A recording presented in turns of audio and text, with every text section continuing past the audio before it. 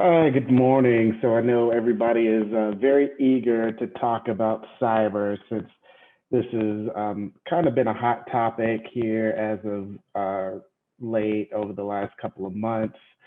Uh, Not unlike Ben, I don't have a fancy agenda slide today, but some of the things that I'm going to talk about are some breaches, cyber landscapes, the cyber policy, some cybersecurity, resources and benefits of some of the policies, and then some final takeaways. Before we begin, full disclosure, I am not an IT expert, so I won't be able to answer any very technical questions in regards to like network security, but at the end, I can definitely answer, any general questions that you may have about the policy or maybe some things that you can do to make yourself a bit safer. Uh, this is also our disclaimer as well. Very much like Dan, please rely on the policy for any coverage information, and coverage depends on the facts of each individual policy and individual circumstances. All right, so why do we need cyber coverage?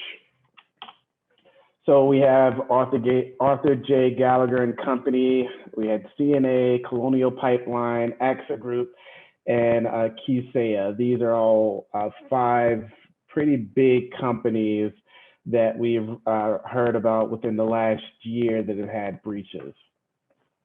Three of these companies actually sell cyber insurance insurance. All right, so what do we know about the breaches? Arthur J. Gallagher had a breach in September of 2020. They've not disclosed if ransom was paid due to an FBI investigation. We do know that they were able to restore systems from backups, and they did not disclose what information was accessed or taken. CNA, which is maybe near and dear to some of the customers here. If you do have policies, CNA, they had a breach back in March. It's reported that they paid about $40 million in late March to regain access to their systems after company data was stolen. The Colonial Pipeline, which had the gas pipeline shut down for half the country, they reportedly paid ransom of $4.4 million, did not publicly announce what information was taken. According to the FBI, from 2011 to 2013, nearly 24 companies like the pipeline had breaches, but they just weren't as big, so they weren't disclosed or very media related. Oh, and then we have AXA Group, which is a French insurance company. They had a breach in May. They write cyber insurance. No report on if ransomware was paid. They did have 3 terabytes of data taken, so they likely had access. They likely lost a lot of customer information. They actually, what's interesting about AXA Group is they actually made the decision to no longer cover ransomware payments in France on their new cyber policies going forward. And it was reported that the group that breached them didn't take kindly to that. So that's why they decided to target AXA Group. And then we just recently had the breach with QSEA in July. They had a $70 million ransom request to unlock all systems.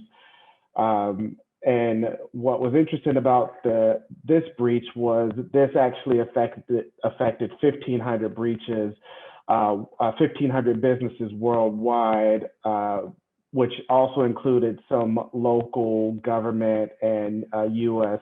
companies as well. They're an IT solutions-based provider. So what was interesting with this breach is when you do use cloud-based services and you have these third-party providers, in many cases, you do give them some type of remote access to your system. And so that's how this breach kind of trickled down and grabbed hold of these 1,500 businesses. So some additional cyber landscaping facts. As of 2019, 187 million ransomware attacks were detected by one single cybersecurity firm. 5 most targeted industries are professional services, healthcare, software services, public sector, and consumer services like retail. We found that 99.9% of compromised attacks can be blocked by MFA or multi-factor authentication. 94% of ransomware victims investigated did not use MFA. So that other 6%, they did have MFA, but they may have had some other type of shortcomings. Cyber insurance not only protects in case of losses, but in most cases also provides additional resources to ensure we are meeting our demands. So how do we protect ourselves? By both having cyber insurance and cybersecurity, ensuring our cybersecurity is up to standard.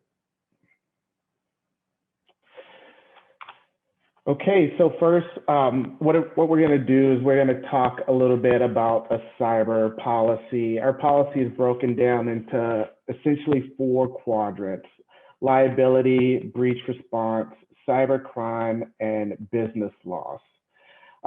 Liability is when you have a third party, when it responds to a third party or an outside entity brings a claim against the insured. First party coverage is broken down into 3 categories: breach response, business loss, and cybercrime. Cybercrime is probably one of the more common breach responses that we, or cyber insuring agreements that we come into contact with because of the increased social engineering fraud claims that have come in.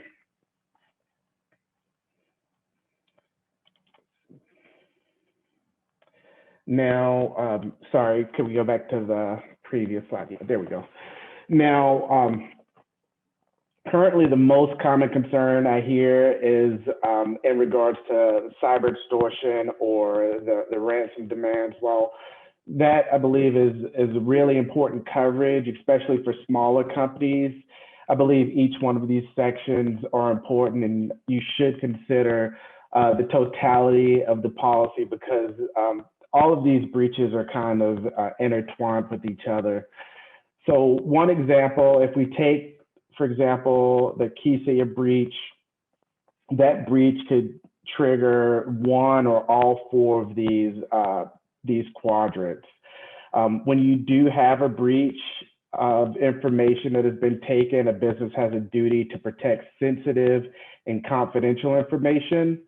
If your business keeps confidential information of customers or employees like social securities, date of birth, credit card info, health information, and this information is stolen, you may be faced with a lawsuit for the failure to protect this information. That's where your liability insuring agreement will kick in.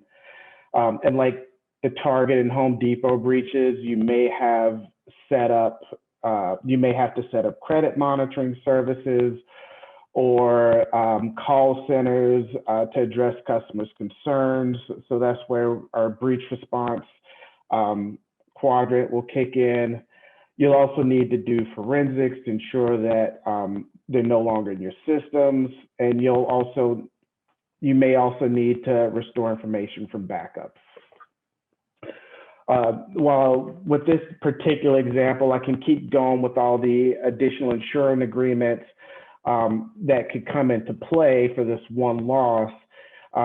You just have to keep in mind that one cyber event can be crippling And we have to think about the big picture. And instead of being in a silo, we have to look at, all four of these silos and really understand, what do I have to be concerned with if, I did have a breach, and what would we have to, what steps we have to do to mitigate this. Now, I do know that, the cyber policies do, in most cases, provide like an a la carte experience while being able to purchase lower limits, higher limits, and no coverage at all. But always consider the totality of what a claim could cost versus just, a ransom demand or having to restore from backups. Okay, next slide. Next, we're going to talk a little bit about cybersecurity. Okay, so here we have some steps to protect your network. You should always update network devices and controls. Double check that you have backups for all of your systems. Ensure work from home devices have been updated since, many of us are still working from home. Upgrade your defenses by using EDR, multi-factor, MFA, or VPN. Block remote desktop protocol, where these are commonly referred to as open ports. Open ports is a very common way for the hackers to infiltrate your system. Also consider disabling Microsoft macros as needed. And then lastly, have a plan on what your company is going to do in case you were to have a cyber breach. Always be prepared for the possibility of a breach. Okay, so one of the ways we can protect ourselves, which is called multi-factor authentication.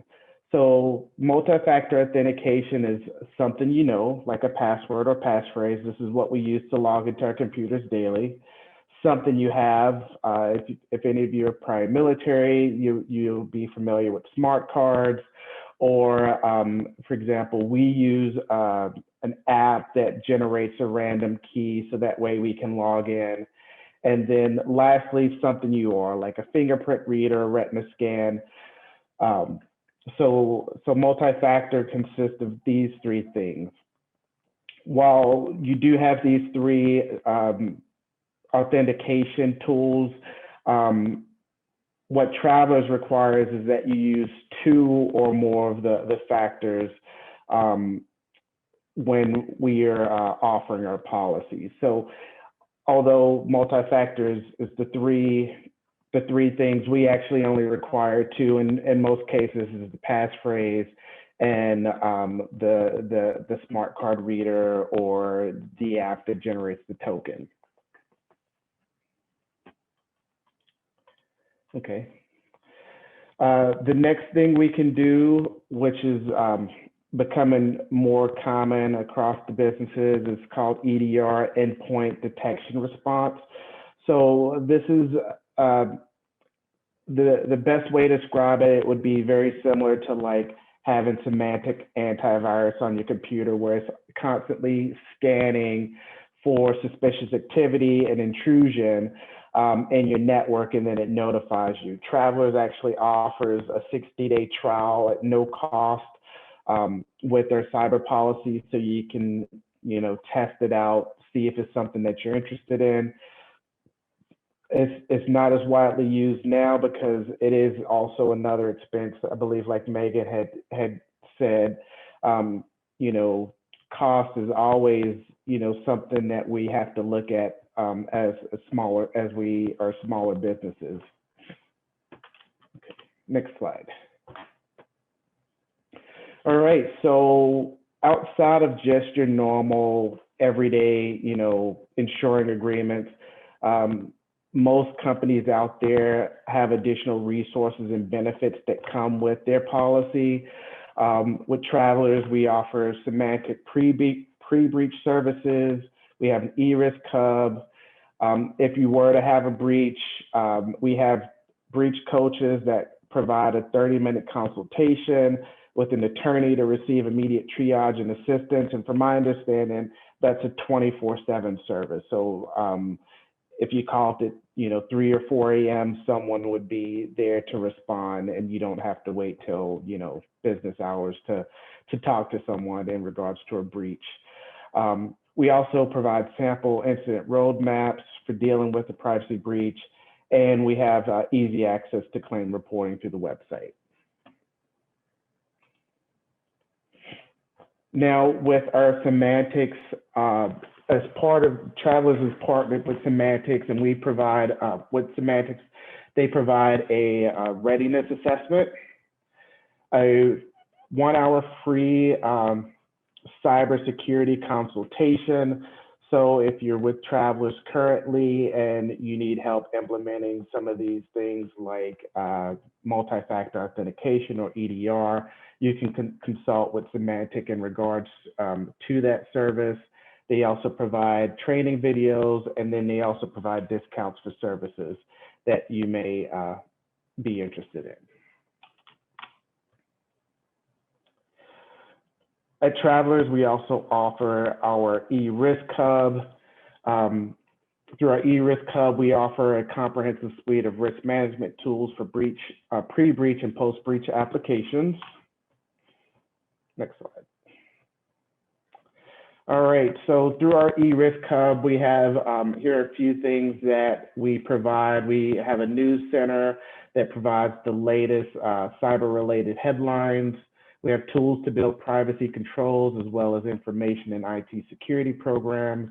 We have a learning center. There are calculators to provide estimates of potential cost of an event. There's also resources for statutory and regulatory and case law updates. And then you also have access to experts who can help you organize, build, and improve your cyber programs. For our final takeaways, understand your cyber policy, always be prepared. You should always look at your policy, take advantage of all your cyber benefits, the benefits of your cyber policy, because, in most cases, it's just a phone call away, or, through our e-hub program, which several companies have something similar. If you are interested to know what's happening in the cyber world and breaches, that's the way to do it. As part of Cyber's updated program, we now require all of our customers to have multi-factor authentication before we can provide policies.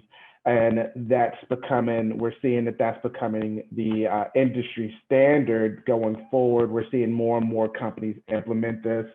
And with the market, the cyber market changing daily, as small businesses and big businesses, we have to remain flexible and agile to keep up to date with the criminals, because the criminals are getting smarter every day, so do we.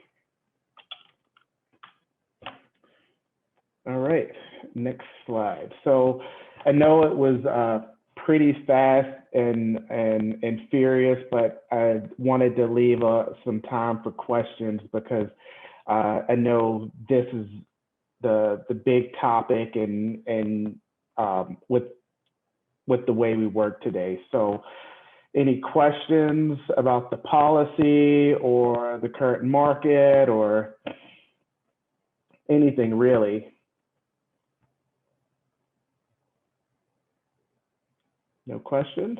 One of the things that I really wanted to kind of hammer on just a little bit is, the services that, Travelers provides, if you have a policy with them, but as Kermit said, a lot of other carriers have these things as well. You know, he did touch on the e-risk hub, which is, you know, those of you who have employment practices liability policies might be familiar with this.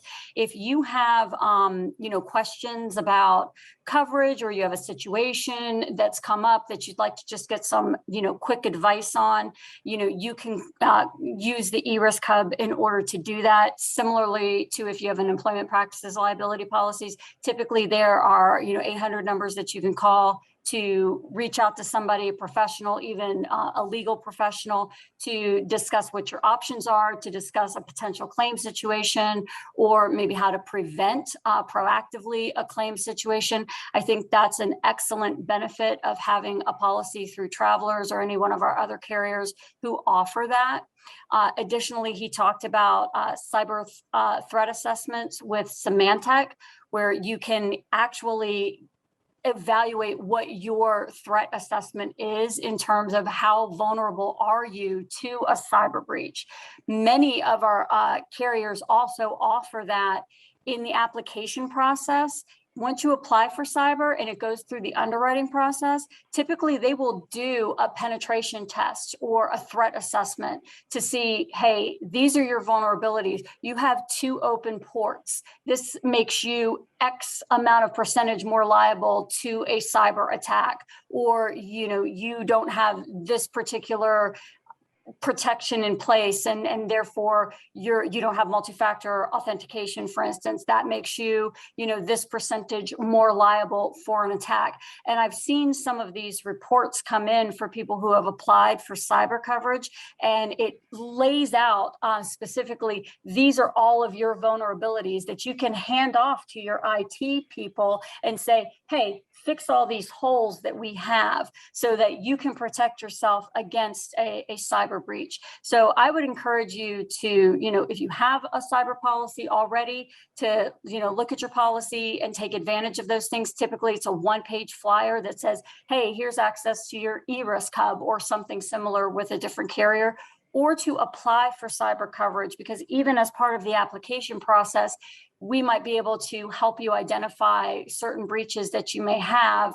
And then obviously I would encourage you to purchase that coverage, because it's going to protect you against this ever looming threat of cyber attacks that we're seeing more and more. The 4th of July attack was, you know, 1,500 businesses were impacted by that. And it's the largest, I believe, so far, ransom demand being at 70 million. So the cyber criminals now are treating this as their business, and they're extremely professional. When you get attacked by a ransomware attack that locks down your system, it typically will give you a call center number to call and say, my system's been locked down. And these cyber professionals have a full call center devoted to answering questions, negotiating ransom with you, and they're extremely professional. You know, hello, thank you for calling, you know, Cyber Criminals Anonymous. You know, how may I help you today? It's literally become a business for the cyber criminals. And it's flabbergasting to me how professional they are about their crimes. So everybody is vulnerable to these attacks, small businesses, medium businesses, large businesses. So definitely cyber coverage is one of those coverages that everybody should be considering at this point, especially with most companies going to a hybrid theory when it comes to bringing people back to work. Many companies who had to embrace telecommuting during the pandemic and at the height of the pandemic have actually decided not to bring employees back full time. So there are vulnerabilities with your employees being at home, and maybe their systems and how they access your systems maybe not being up to par. And having cyber coverage can help you to plug those holes, identify those holes, and then protect your company. So I believe this is a very important coverage for everybody to consider. And even just up throughout the application process, you can actually learn more about what your individual vulnerabilities may be. So can I assume if we, as a contractor to the District of Columbia, you're now required, because there's so many access points for you as a contractor that you have to make, in terms of the vendor portal and getting paid and all of that is all online. And so in order to do business, you have to have cyber coverage. Can I assume that if our company got that with Preferred, and we didn't have any alerts or notifications from you about those vulnerabilities, that they didn't really identify any, and we purchase the coverage, or do we have to make some more inquiries about that? So I can speak from a traveler standpoint. So we actively look at all of our policies, and we go through a few different steps when we have our customers. We check to see if you have open ports. So we have software that allows us to see if you have open ports, because that's one of the more common ways for people to invade your system. We actively look for open ports. We actively look for bots that have that may have infected your system via an open port. So from a traveler standpoint, yes, we would notify you and say, hey, you have this open port. We need you to get it closed. And here are some additional steps we need you to take in order to make sure that your system was not compromised or is fully secure. So, so for an open port, we would say, okay, well, did you have multi-factor in place? And if you did, we say, okay, we check that box off the list. And then we may say, okay, well, we need you to implement endpoint detection system for the next year to ensure that there was no intrusions and that they're not in the system. And then at that point, I think a lot of companies are kind of taking this proactive stance now, where they are constantly looking for these things. Even when Microsoft had the security breach, that was one of the things we looked at, was to say, okay, which one of our customers may have these breaches? And so we sent out notifications to the customers that we identified that had those type of shortcomings.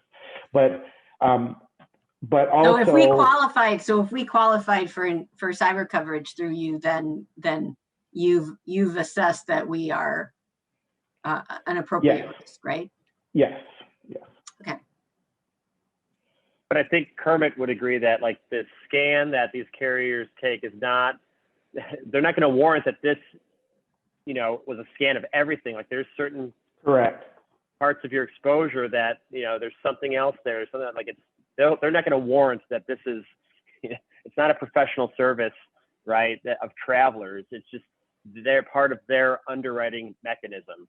If you want some type of risk management to come in there and look at your systems and your protocols and procedures, I mean, I think it shouldn't be relied upon by the carrier partner. Correct. You should look to a third party to do that. Oh. Correct. Yeah. So like Dan had said, so we're looking for certain things to meet our underwriting criteria, but it's not an end all be all saying, hey, your systems are completely secure. You do have to have a third party to, do a full assessment of your systems to make sure that, your systems are completely secure in that sense. And there are other companies out there, like you have Keys per Key, you have McAfee, and so there are several other companies, there are local companies out there that also provide those services as well, if you don't necessarily have a policy with Travelers or CRC or Chubb or anyone like that. Do you think you can assume that if you have an IT company that's managing your systems, that's being looked at, or that we need to have that specific conversation with them to make sure that that's being assessed? Yeah, I would say you would want to have a specific conversation with your IT person about those things. And the reason why I can say that is because I've had customers that have had open ports that use third-party carriers to manage their IT services, and open port, and no company really should have an open port unless they,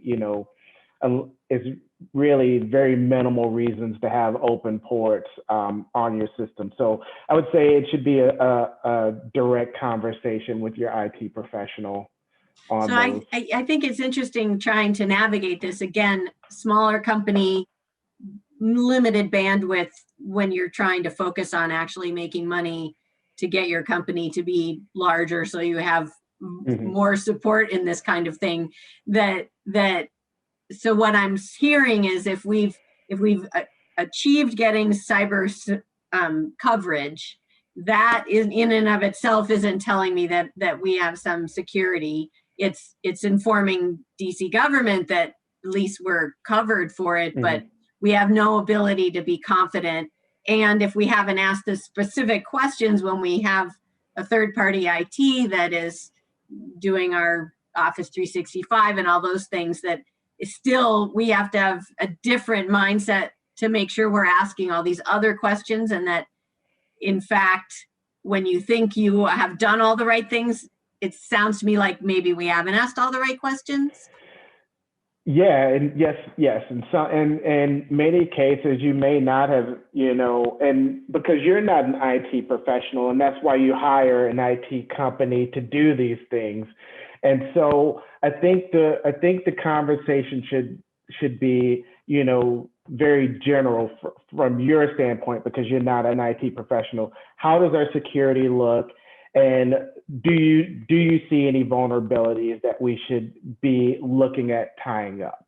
And from there, they should be doing an assessment, a security assessment on, I guess on your end, or maybe saying, hey, we don't do that, but you should, contact this company to do a full IT assessment. Well, and they run scans, and we've had some issues with some like weird spam, and so they've done some scans. So I know that they do that with our system, but I guess one of the things I'm learning is that even if you qualify for cyber insurance, it doesn't mean that you actually have a secure system per se. Yes, correct. And that goes back to one of the slides that I had mentioned is, know your resources and know your benefits, because like I said, in many cases, carriers provide a service, the pre-breach service, where you can consult with someone about, your risk assessment. And so that way, if you were able to take advantage of that benefit that you have with your cyber policy, you can now go back to your IT person and say, okay, we had a risk assessment. Here are the issues. How do we take care of it? Okay. And there are a few key things that we should all keep in mind. Open ports that's a very common way for hackers to get into our system. Employee training is key and very crucial to preventing a lot of the cyber breaches, because, for example, one way it happens is we open up, emails that we shouldn't, and then they gain access to our system. Is that an open port? What is an open port? An open port is, for example, is like, it allows for someone to remote into your system. So if you had an IT provider and they leave what's essentially a backdoor open for them to go in and kind of like manipulate the system to make updates and changes as needed. So those should all be closed, and they should have some kind of administrative privilege to actually access your systems. So, and then employee training, because opening up emails that are that may contain malware, phishing, that's another common way. And we always have to think, we're only as strong as our weakest link. We hear that all the time. And, your IT professionals are the strongest link, but then if you have a new hire that's never had any training about phishing emails or things like that, then that's going to be your weakest link, and that's going to be your vulnerability. So it doesn't necessarily have to be your system itself. It could be an individual working for the company. And also too, just to add to that, obviously the threat assessment done in the beginning as part of the underwriting process is going to identify the key things that you might be vulnerable to, but those are the key things that have been identified by the industry at that moment. The cyber criminals are really intelligent. So when those holes are plugged, they will typically find another hole that they can access or create a new vulnerability.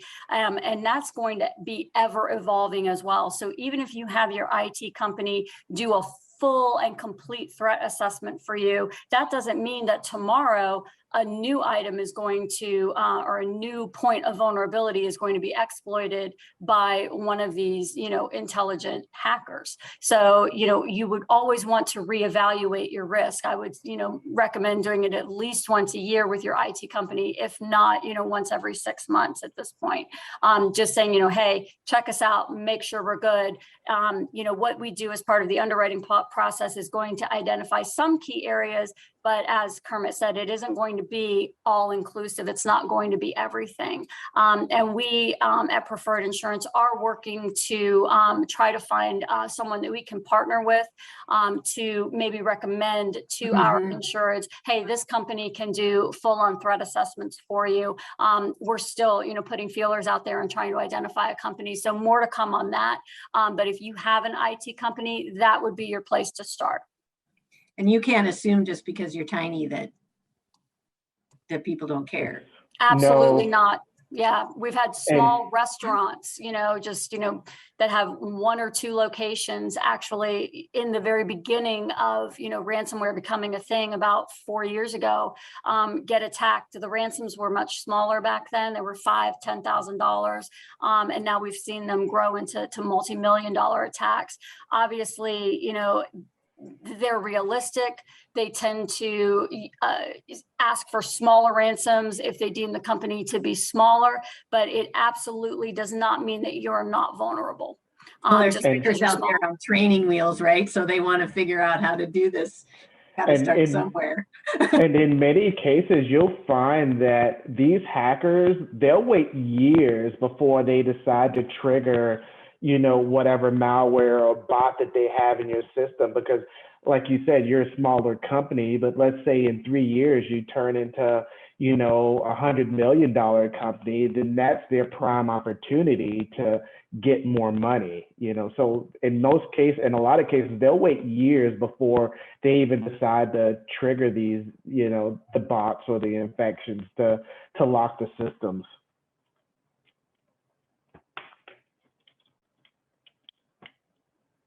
Okay, if there are any more questions. I was just going to add, as much as ransomware is in the news, let's not forget that a cyber policy effectively placed can also cover social engineering too, where, maybe you have all the systems in place and you're fully protected from an IT perspective. Well, guess what? You still transfer funds on a daily basis, and you can get tricked into believing that the account that you're transferring it to, whether it's changed, might go to someplace else, or and we see social engineering probably after ransomware as the second leading cause of loss under these cyber policies. So that happened to me. That happened to me. I was trying to get paid by a GC, a general contractor, and someone interrupted the conversation on their end, looking like me, trying to get them to send the money to some other place. Right. Yeah, and another example too is when you think about your securities. And this is a real life example speaking. I'm glad Dan brought this up, because when you think about your securities, so I had a company. It was a social engineering claim. They got the email saying, hey, send it to this new account. The person called they called their bank and said, hey, is this correct? And they said, okay, well, let me double check. And that same person with the company sent a follow-up email to the bank saying, hey, just to confirm, per our conversation, is this the right account? And of course, the hacker intercepted that email and pretended to be, in this case, it was the bank, but which would be that would be funds transfer fraud. But, same scenario, like when you think about, you have these securities in place And if you think you were, invaded by a social engineering claim, don't send a follow-up email asking about this. Pick up the phone and call. So you have to think about those securities and that you have in place, and because that kind of defeated the purpose of, they obviously had a backup saying, hey, we pick up the phone and call, but then the shortcoming was they sent a follow-up email to confirm the conversation.